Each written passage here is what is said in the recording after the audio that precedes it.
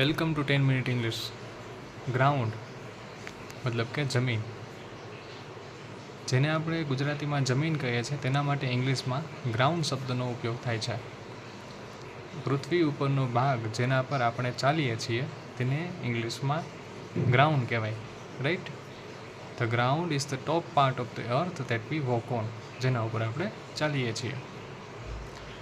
હવે બાળકો જમીન પર બેઠા, આ ગુજરાતી વાક્ય છે. હવે ઉપરનો જે ઇંગ્લિશ વર્ડ જે છે આજનો, એને યુઝ કરીને આપણે એક ઇંગ્લિશ વાક્ય બનાવીએ. શું? બાળકો જમીન પર બેઠા મતલબ કે the children sat on the ground. બાળકો જમીન પર બેઠા મતલબ the children sat on the ground. Introduce, next word is introduce. Introduce મતલબ કે પરિચય કરાવવો. કોઈ વ્યક્તિનો પરિચય કરાવવો એટલે કે introduce. To introduce someone or something is to say who they are.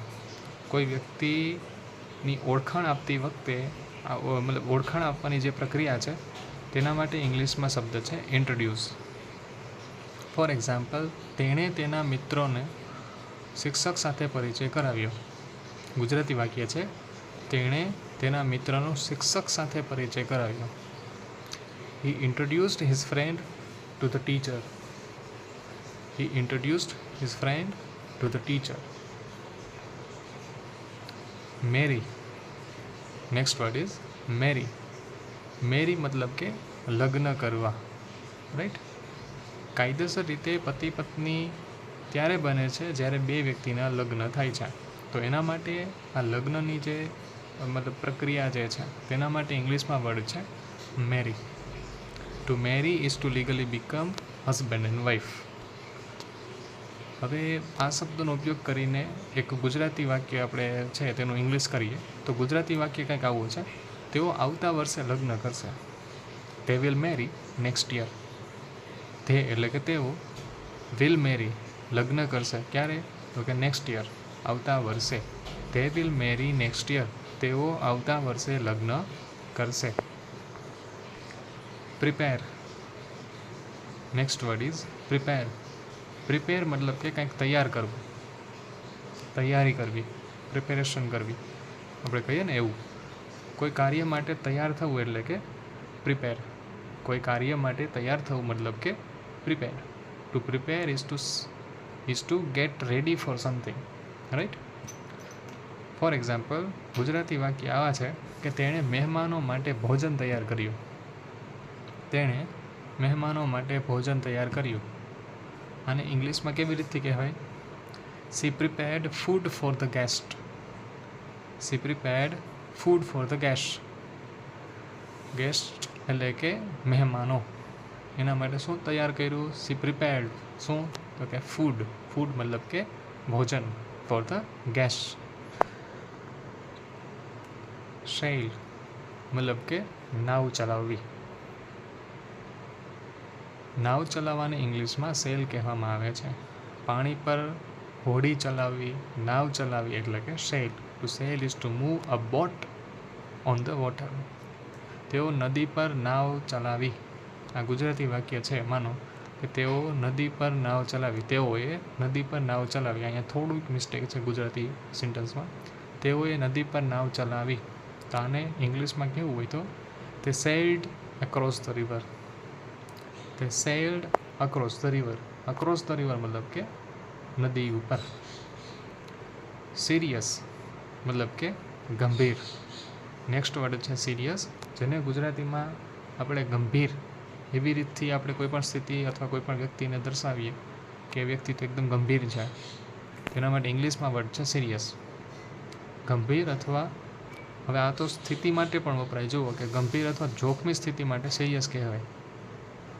For example, કોઈનું એક્સિડન્ટ થયું હોય ને કોઈ બીમાર હોય અને કોઈ હોસ્પિટલમાં હોય તો એવું કહે કે એની સ્થિતિ સિરિયસ છે, એની સ્થિતિ ગંભીર છે, જોખમી સ્થિતિ છે. Right? When something is serious it is bad or unsafe. ખતરામાં હોય, જોખમી સ્થિતિમાં હોય, તેના માટે ઇંગ્લિશમાં વર્ડ છે સિરિયસ. ફોર એક્ઝામ્પલ, તેને ગંભીર ઈજા થઈ. આ ગુજરાતી છે. નાને આપણે ઇંગ્લિશમાં કેવું હોય તો હી હેડ અ સિરિયસ ઇન્જરી. તેને ગંભીર ઈજા થઈ. હી હેડ અ સિરિયસ ઇન્જરી. કે એને ગંભીર ઈજા થઈ. સ્પેન્ડનો અર્થ થાય છે સમય પસાર કરવો. Two spend is to use time doing something or Bing somewhere. કોઈ કાર્યમાં સમય વાપરવો એટલે કે સ્પેન્ડ. ફોર એક્ઝામ્પલ, તે પુસ્તકો વાંચીને સમય પસાર કરે છે. શું કહે છે? તે પુસ્તકો વાંચીને સમય પસાર કરે છે. હવે આ વાક્ય આપણે ઇંગ્લિશમાં કહીએ તો she spends time reading books. Strange. Next word is strange. Strange મતલબ કે અજીબ, નવાઈ પ્રમાણે તેવું. જે સામાન્ય ન હોય તેને સ્ટ્રેન્જ કહેવાય. When something is strange it is not normal. એ નોર્મલ તો ન જ હોય, રાઈટ? કંઈક અજીબ લાગે તમને. ફોર એક્ઝામ્પલ, એક ગુજરાતી વાક્ય છે, તે અવાજ અજીબ હતો. તમે ક્યાંય સુમસામ જગ્યાએ ગયા, અંધારું છે, રાત્રિનો સમય છે, અને તમે ઇંગ્લિશમાં કંઈક માન લો કે કંઈક એવો અવાજ આવ્યો અને એક વ્યક્તિ કહે કે તે અવાજ અજીબ હતો. આને ઇંગ્લિશમાં કેવું હોય તો that sound was strange. That sound મતલબ કે તે અવાજ વોઝ સ્ટ્રેન્જ, અજીબ હતો એમ, રાઈટ? ટ્રુથ મતલબ કે સત્ય, સાચું. સાચી વાત અથવા હકીકત માટે ઇંગ્લિશમાં ટ્રુથ શબ્દ વપરાય છે. The truth is a fact or something that is right. સાચું હોય, ખરું હોય, તેના માટે ઇંગ્લિશમાં ટ્રુથ શબ્દ વપરાય છે. For example, she told the truth. તેણે સત્ય કહ્યું. She told the truth.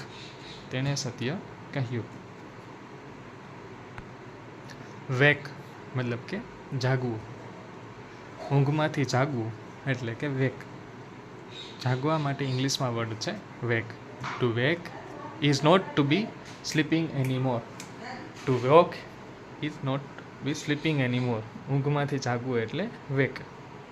હવે ગુજરાતીનું એક વાક્ય છે, હું દરરોજ વહેલા જાગું છું. I wake early morning. હું દરરોજ વહેલા જાગું છું. I wake early every morning. Every morning મતલબ કે દરરોજ સવારે. આઈ વેક અર્લી એટલે કે વહેલું, એવરી મોર્નિંગ દરરોજ, રાઈટ? તો આ હતા આજના 10 શબ્દો. ફોર એક્ઝામ્પલ, આપણે દરેક શબ્દનું એક્ઝામ્પલ સહિત વાત કરી, રાઈટ?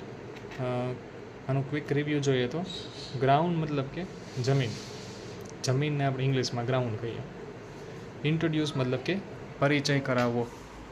ઇન્ટ્રોડ્યુસ એટલે કે પરિચય કરાવવો, રાઈટ?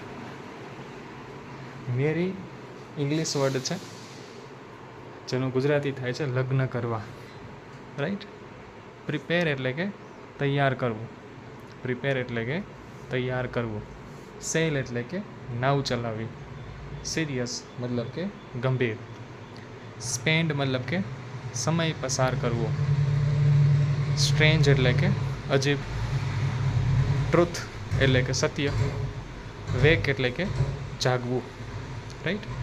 વેક એટલે કે જાગવું. તો આ હતા 10 વર્ડ આજના. Please keep practising, apply it. Try using this word in your conversation today. Repetition is the key to retention. મતલબ કે કોઈ પણ વસ્તુ તમે રોજ રિપીટ કરો તો જ એ તમને યાદ રહેશે, right? Thank you very much. Keep sharing, keep learning.